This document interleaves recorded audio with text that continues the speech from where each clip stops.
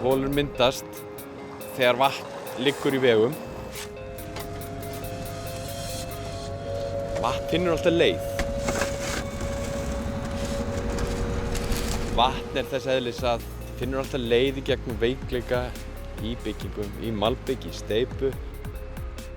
Og ef það til dæmis mjög lítil sprunga í malbyggi á endanum í polli þá kemst vatnið undir, safnast það fyrir og þegar vatn frýs þá eykst rúmmálið og svo þiðnað aftur þá malbyggið uppspennt, kemur þungubíll yfir og brýtur það niður.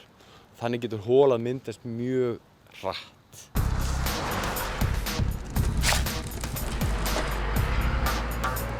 Við náttúrulega reynum að gera við þetta bara jafnóðum og eins fljótt og við getum og oft í mjög erfiðum aðstæðum. En svo þegar vorið kemur og aðstæður leyfa þá förum við í annaðhvort heilar yfirlagnir eða staðbundnar viðgerðir á stórum holum eða litlum.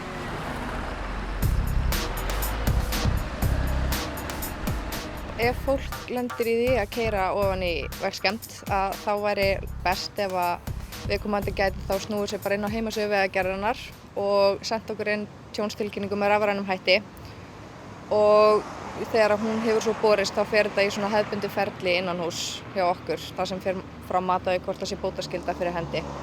Það heitir Mínar síður og neðst á heimasíðu Vegagerðarinnar er flipið þar sem hún kemst svona beint inn á þetta rafræna tilkynningaform.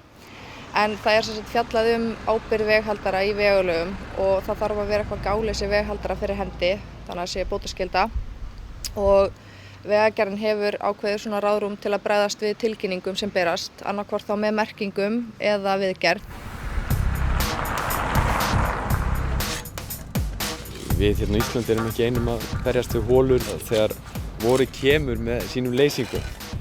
Ég hef verið að fá fréttir frá kollegum mínum Svíþjóð, í Bandaríkjunum, Þýskalandi, Frakklandi, bara allan heim. Þetta alls staðar. En við erum alltaf sérstaklega illa sett núna vegna mjög þungs veturs.